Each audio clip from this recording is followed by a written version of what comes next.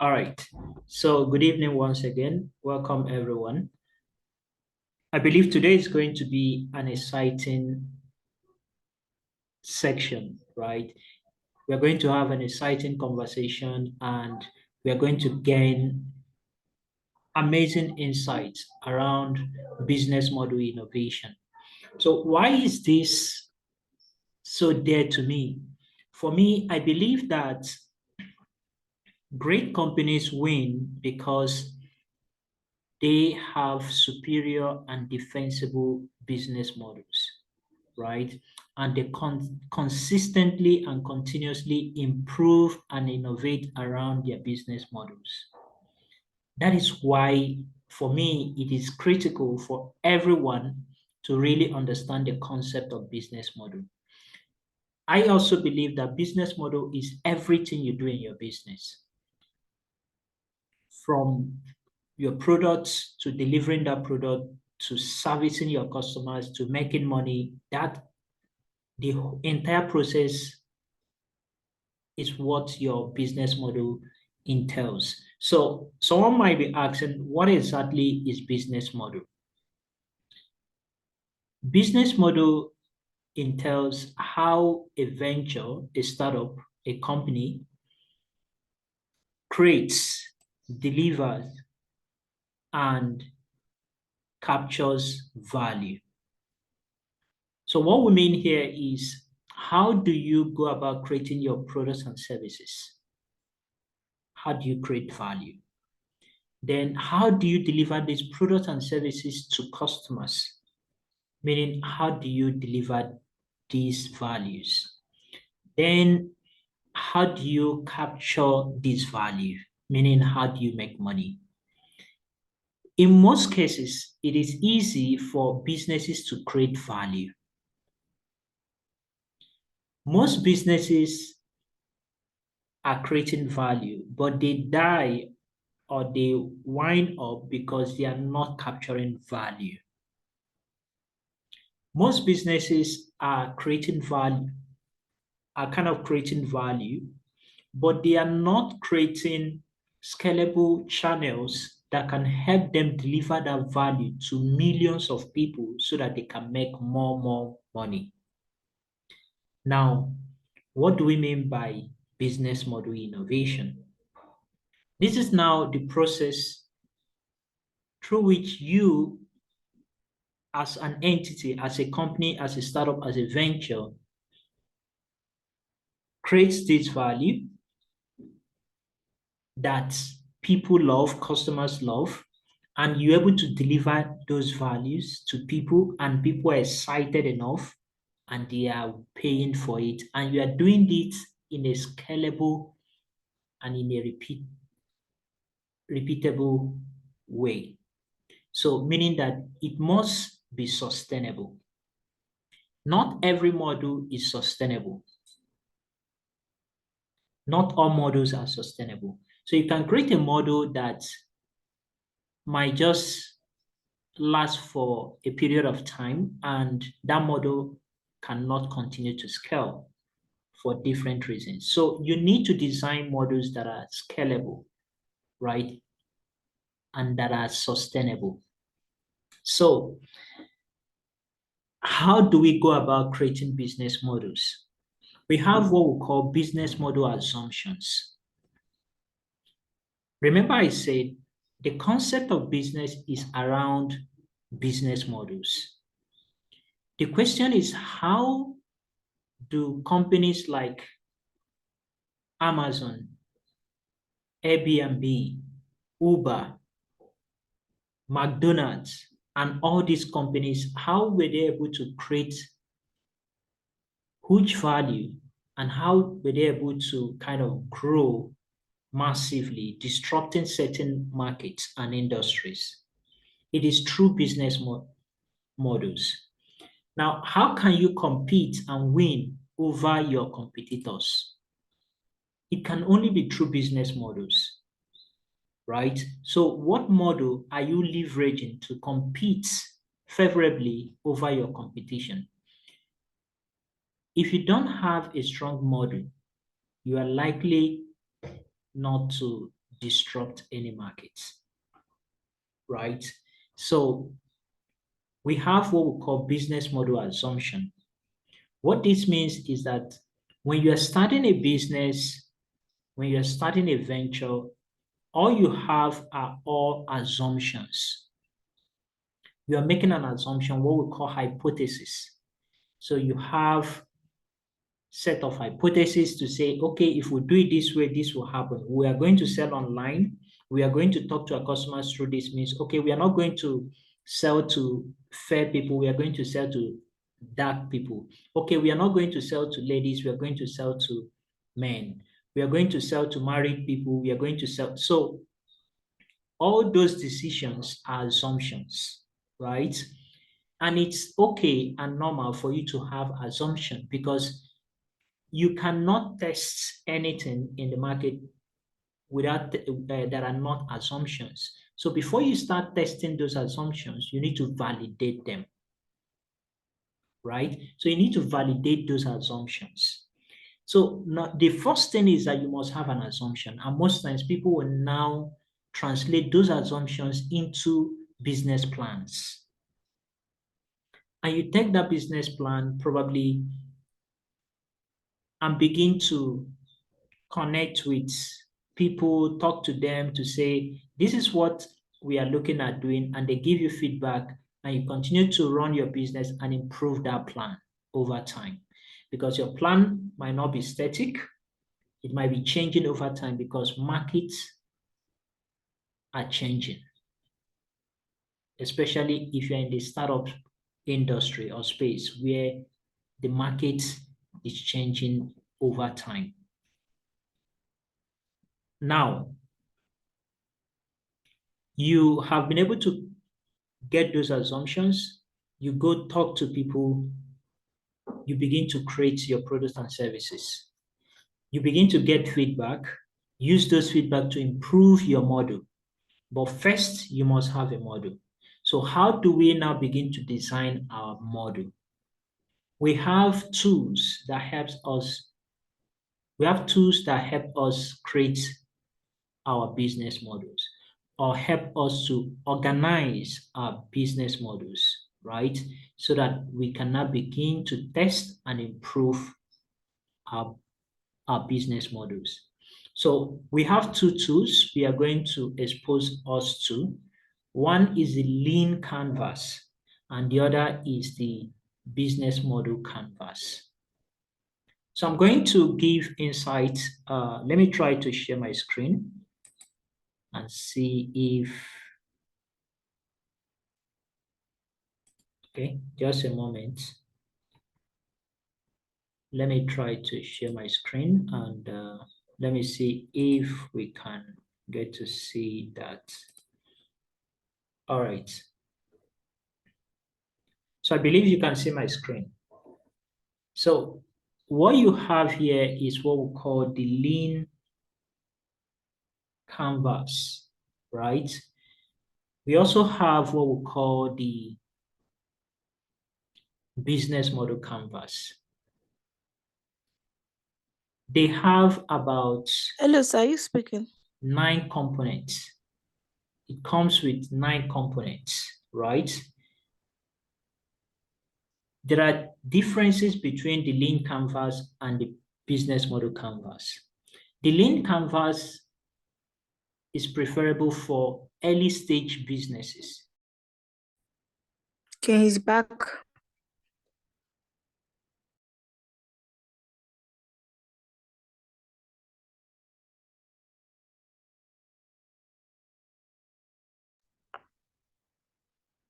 Can you hear me now?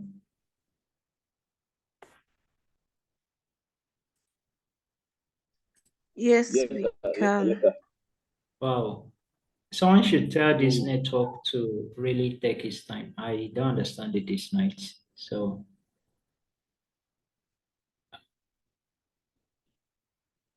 let me still confirm that I'm just getting signal your internet connection is unstable. Can't really tell. Okay. Can you still hear me?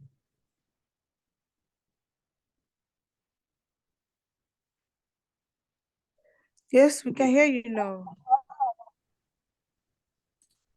All right, so let me share my screen.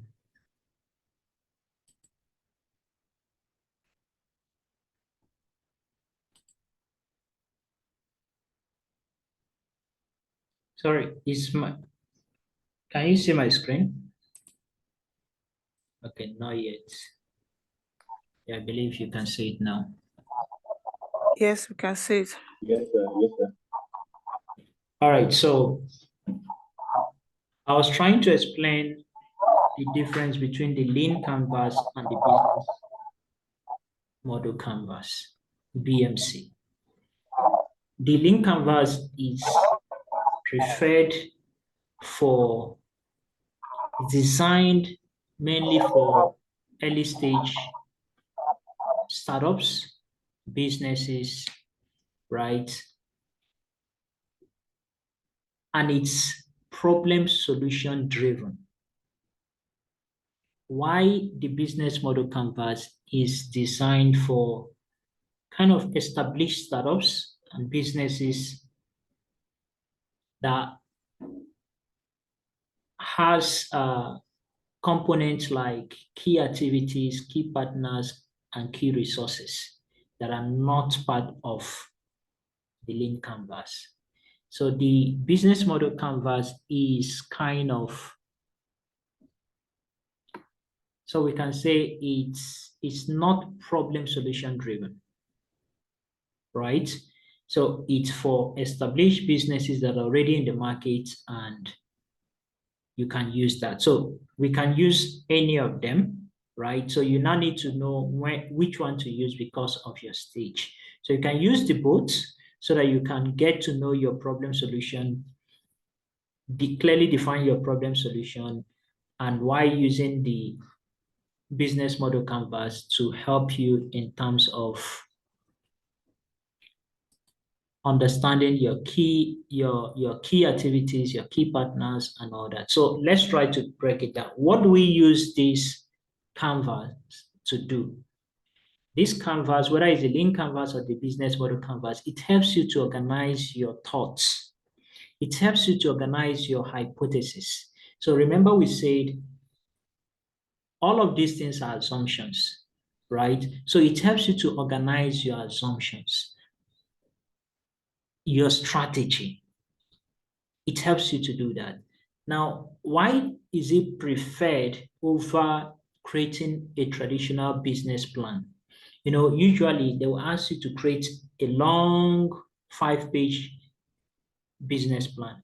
That is important, right?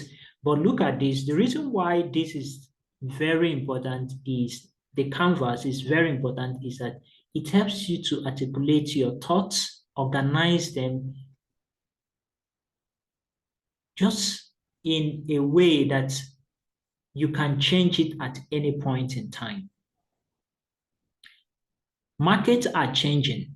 By the time you get to the market, you now see that, oh, it is no longer married women that you are selling to. It is now divorced women.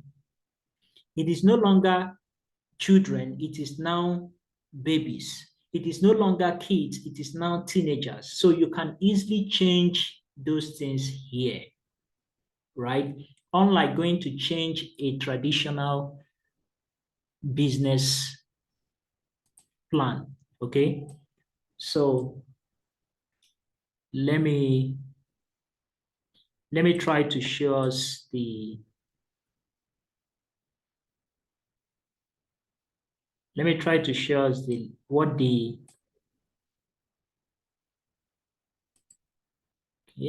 let me see. Okay, so this is the link canvas. I think I opened let me confirm, or probably I might have closed it. Okay, so we'll send across what the business model canvas looks like. Okay, I think I might have closed it if I'm not mistaken.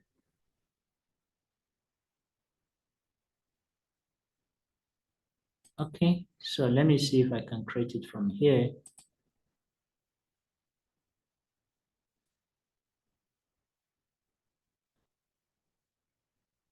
Okay, so let me see if I can find it from here. This is Lean Canvas,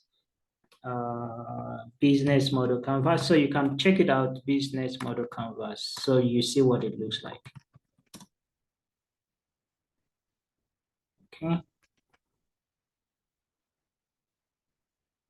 Yeah, this is what it looks like. Let me see if I can open this guy.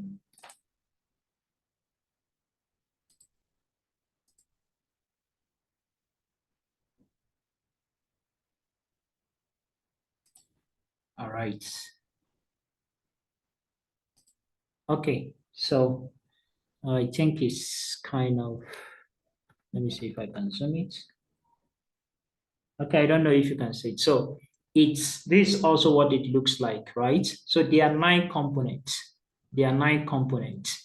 So we're also going to send you the template so you begin to work around it. But let's dive into the conversation proper and see how can we begin to design our assumptions using the business model canvas or using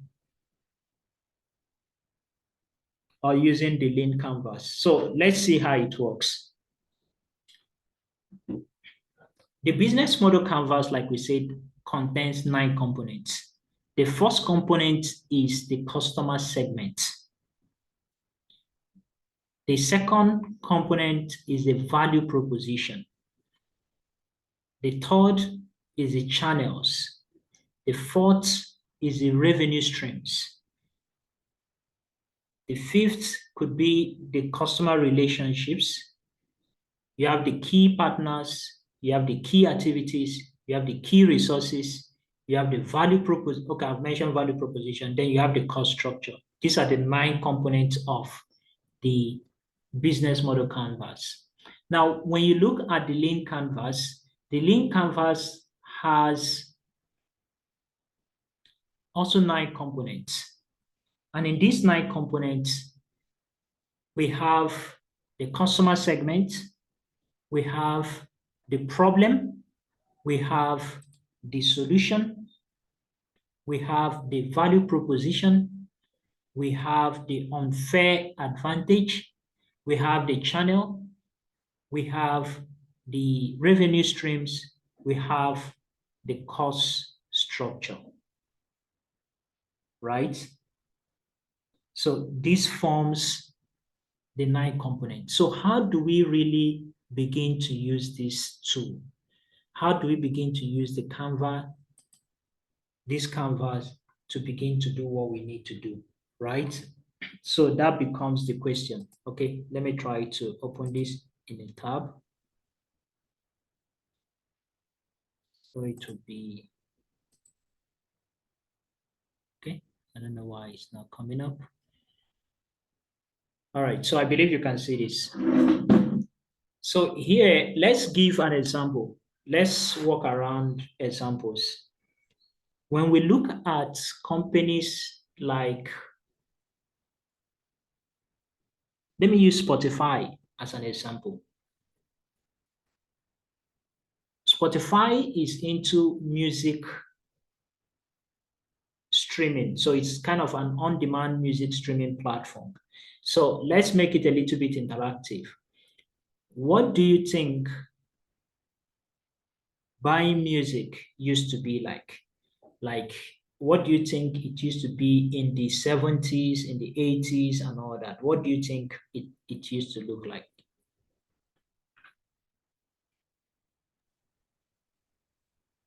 Okay, Igwe, praise. Okay, I think then it was more of a rental stuff where you rent CDs or like a cassette of the movie, and I'm sorry, of the song, and maybe after listening to it, you still return it back whenever you need it to go rent it again. Okay, that's for videos. That's for movies, rather. That's for movies, and that's where Netflix comes to play. Now, like you mentioned, the music industry was kind of, you need to buy the album. For you to buy a song, you need to buy the album, right? Then Apple Music came on board and disrupted that industry. And they said, why would you have to buy an album if you want to, because you want to listen to a song? An album contains about 10 tracks. So why will you have to buy an album because there are two songs or tracks that you love? You spend money buying a whole track. That's why our fathers used to have this big disc that you need to buy that contains all the album. Now, Apple Music came on board and said, no, you can now buy only tracks. So that was a disruption in that market. That brought disruption into that market. So I'm going to clearly explain how it comes to play in the business model design using the business model canvas or using the lean canvas. Now, Apple came on board. Apple said,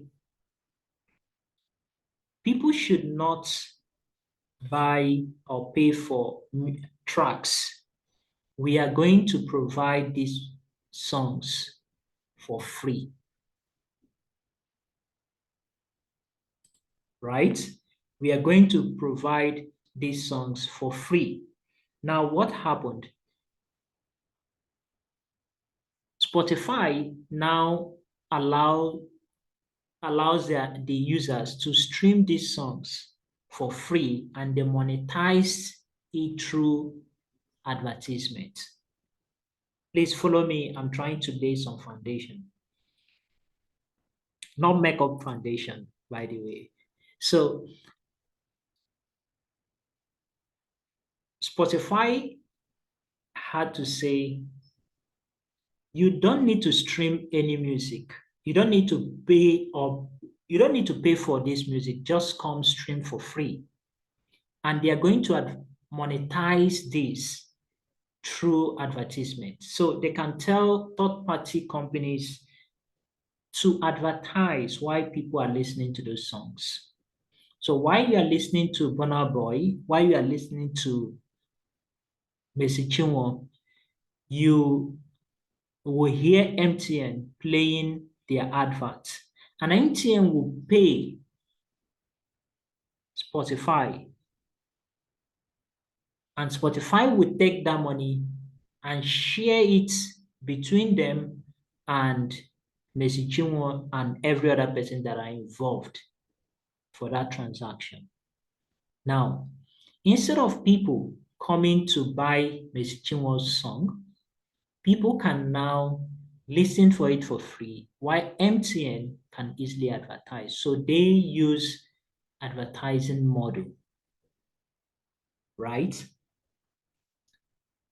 I hope it's making sense. I'm trying to take it gradually so that when we now begin to bring it into context, it will make a whole lot of sense. So please, someone, Linda, please help me, tell me when Mazi is in the room in case he jumps in and I'm not aware. Okay, so thank you for that. So I hope it's making sense. I'm trying to take it gradually so that everyone will understand the concept of business model and know how to rightly apply it in our businesses. Now they came on board and said you can stream it for free, and you saw how they are now making money, generating money, and they can share it. Now, what is the implication of this model? This means that a lot of people can now listen to music. So Spotify was able to have millions of people coming to them to listen to music because music is now free. Now, they now said something happened and they now brought in, they innovated around that same monetization strategy to say, if you don't want to hear MTN adverts, what do you need to do? You have to subscribe for premium. So that is where the concept of freemium comes to play. So freemium is a business model where you offer your products or service for free, and users can upgrade to premium to access certain kind of other features or benefits of your service or products. So with that, a lot of people can come in and begin to use Spotify. So Spotify grew and they were able to disrupt that industry. Remember that Apple Music, Apple is one of the biggest companies in the world, and you cannot beat these people. You can't beat them with products and services. I tell people there is no product today that Apple cannot build. There is no product that Google cannot build. There is no product that Microsoft cannot build. But where you can compete favorably to disrupt that market is through business models. And that was how Spotify came in and disrupted that market. Now, I want you to pay attention to understand that the business model canvas or the lean canvas has 9 components. And if you look at what Spotify did, they disrupted that market through the revenue stream, right?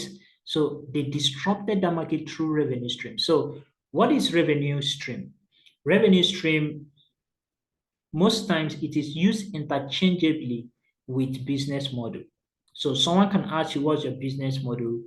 In most cases, they're asking you, what is your revenue stream? But I also want to bring insight to this to explain that they are not really the same.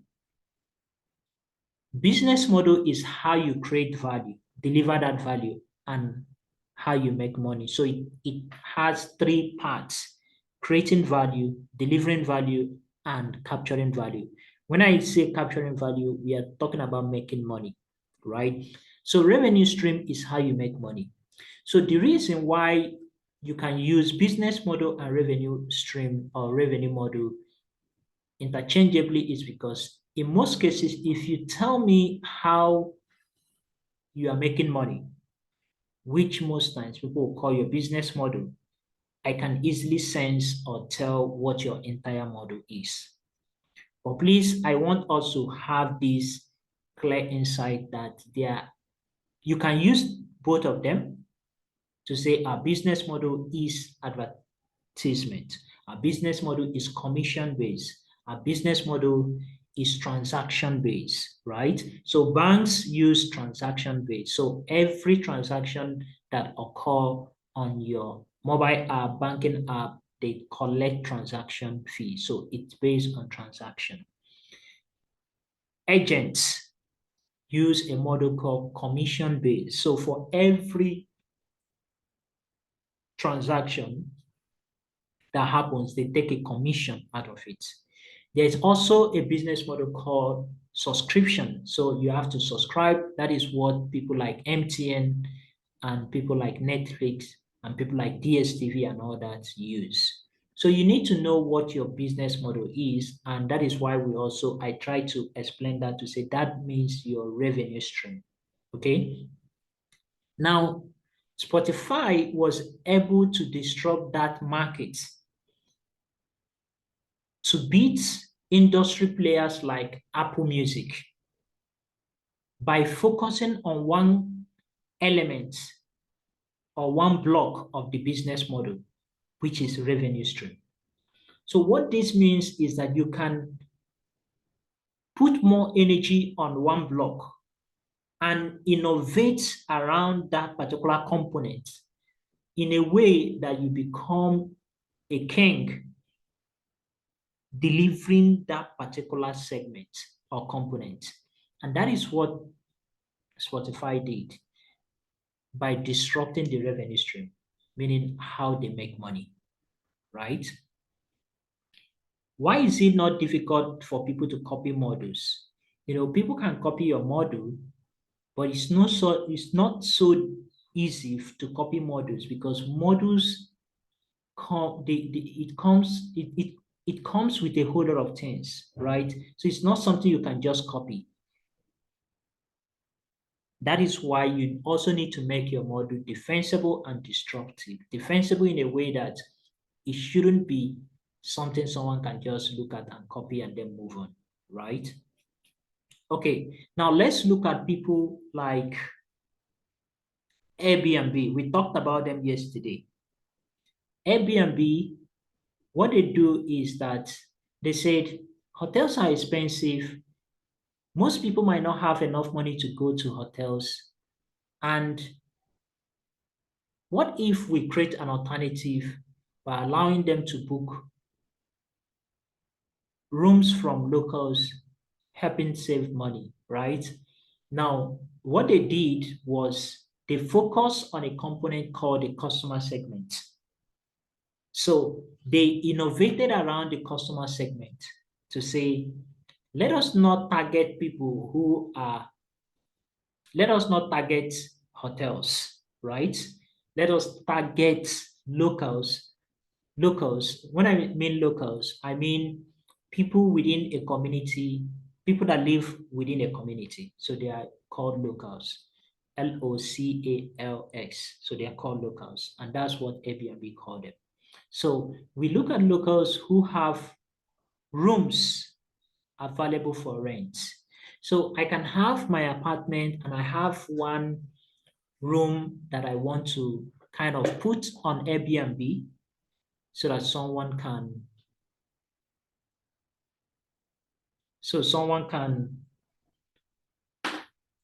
get to it and then sign up and sleep over rather than going to a hotel, right?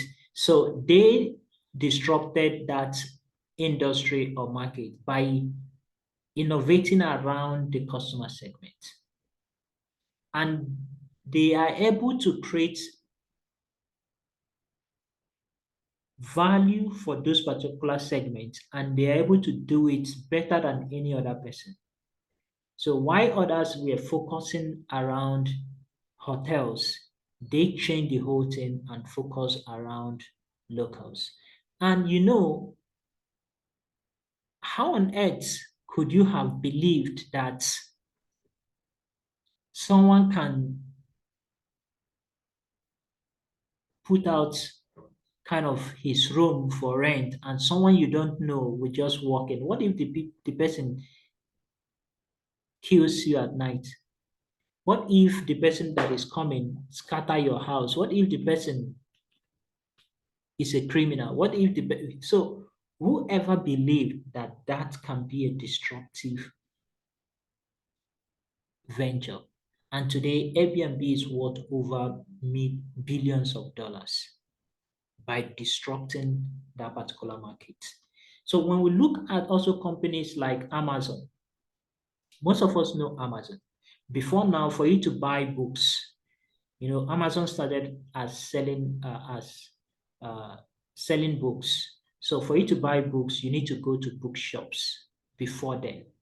And they said, no, people can buy books online. So what did they do? They focus on channels.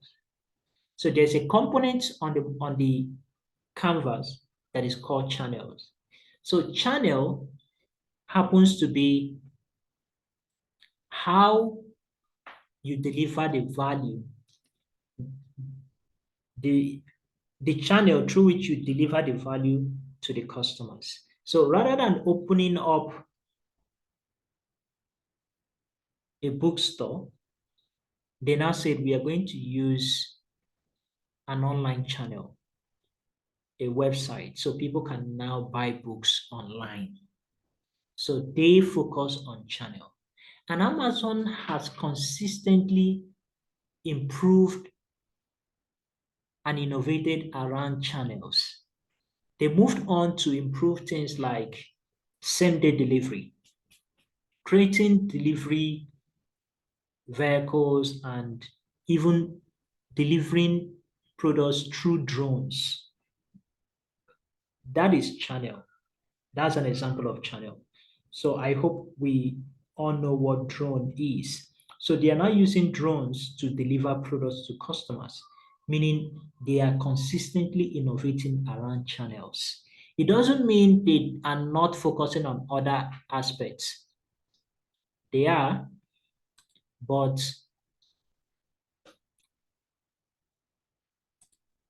what are they doing? They are their energy, their strength is around channels, right?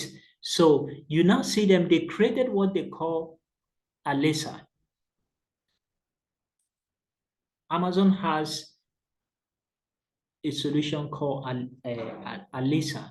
So let me try to see if I can Google it. Amazon ASIR. Okay. So look at it. I believe you can still see my screen. Okay. So look at it here. So let me see if I can. So it says it's a virtual assistant technology largely used by, okay, let me not get into it because most persons, let me just explain it, what it means. So this is a device that, Amazon is an e-commerce platform where you can buy whatever you want to buy. But remember, we are talking about the channel as their core innovation focus. So how is ASIR a channel for Amazon? So you can keep Amazon ASIR in your room or anywhere in the office, and you want to buy shoe, and you say, ASIR, I want to buy shoe. So people can now buy stuff using ASIR. Remember, they moved from people can buy stuff rather than buying online. But rather than buy through bookstores, they can now buy through online platform. Now they can now buy through ASIR, and they are consistently improving and innovating around channels. There are companies that are really focusing on partnerships, and I think people like Flutterwave are doing great in that aspect, partnerships. You see Flutterwave with a lot of partnerships, and that partnership has made them to to be kings. They are good when it comes to partnerships, right? And they are scaling because of partnerships. So they can have millions of partners. One partner can give you access to 100,000 customers. One partner can give you access to 50,000 customers. One partner can give you 10,000 customers, 100 customers. Now, while you are busy, please pay attention to understand how these things are models. While you are busy trying to get one customer, two customers, they are busy trying to get partners. Let's give an example. Let's say you are running a company where you are targeting small businesses, and you have a company that trains small businesses. Now, what happens? Instead of you going to put your energy finding small businesses, you go and find people who support small businesses that are not direct competition with you. You create a mutual benefit and tell them, hey guys, see, you train small businesses and you already have 50,000 of them. This is the service we are creating for small businesses. Let's partner. And if you're able to close that deal, means that you already have 50,000 small businesses joining your platform, or you have 100 small businesses joining your platform, rather than you going to get them yourselves. So a company can figure out how to innovate around partnerships, and that alone can make them to become defensible, that it's not easy for you to win them, right? So let me touch a little bit on the cost structure.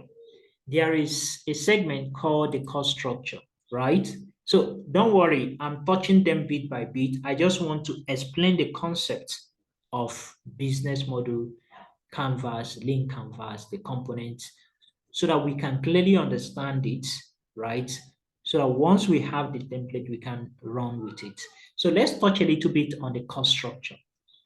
most companies have figured out how to innovate around the cost structure. So what do I mean by that?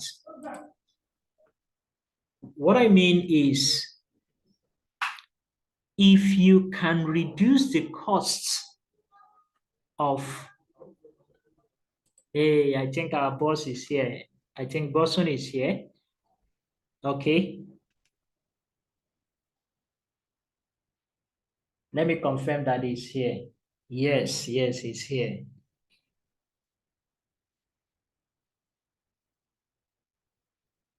Yes, he is called Mazi, and he is a man whose shoes, the legs of his shoes, I cannot untie them. So I am clearing the road, shouting in the wilderness to clear the road for him, and I'm happy he's here, right? So I'm going to make way because I baptize with water, but he baptizes with fire. Mazi, good evening, sir. So you made it feel like it is a case of Jesus Christ and John the Baptist. Now that It is the case of my oga and his boy. I know you are like I'm here because you called, and when the king calls, the subjects have no choice but to show up. Yeah, good evening, Igwe. Yeah, good evening. It's a pleasure to have you. Africa's tallest man, fine man without pimples, incumbent prime minister. That is you. You're welcome, sir. Yeah, good evening, everyone. Good evening, everyone. Thank you very much for having me. It's such a Yeah, privilege good to evening, be sir. here. Good evening. So sorry, guys. This is how in fact, we are just getting started, right? So I'm going to make way for him to take over, right? And I believe it's going to be an amazing time with him. Okay. So I wanted to build some foundation, lay some foundation, give deeper insights, right, around business models, right? Then in our chat, in our WhatsApp group, tomorrow we can give more time walking around it. Okay. So, ladies and gentlemen, when the king arrives, you have to pause and hand over, right? So that is what I'm going to do. I was already speaking, but I don't mind. I have to hand over to for him to take over. All right, guys. So I'm going to stop sharing, and please, I know we cannot do standing ovation, but Mr. Bosson, we are already doing a standing ovation for you. And we want to say thank you for joining us. Thank you for answering our call. This happens to be a new set of badge. So we have amazing people in the room. Okay, we have amazing people in the room. I wish they were part of the first cohort because you and I know that the first cohort was kind of hot. It was amazing. We spent a whole lot of time with them, working on daily basis and all that. But we have amazing people right here, and I wish they were part of that first cohort. And it's a pleasure to have you, sir. So over to you. Please permit me to allow my boss to take over. Thank you very much, Igwe, and good evening once again, everybody. Such a pleasure to be here. So, thank you, my boss, Igwe. So you call me because if you boss me, I boss you back. So I call it bad boss. Great. I just scanned through the list of names Luckily for me, I found a name that looks like mine. I don't know if I'm going to pronounce my name there. Yeah, very quickly, let me just introduce myself. And within the next 5 minutes, I would like to meet everyone. All I just need my name and what. So my name is Osun. Because of my beginning of that, I just decided, oh, what Sorry, happened? Mazi, can we really hear him, or is it from my end? I know I can hear you, but it's not that I clear. can't really hear him well. It's actually breaking. There's a glitch in network. It's from him. What about now? Is it better? Yes, yes. Please confirm to me when it's better. No. I think you can answer.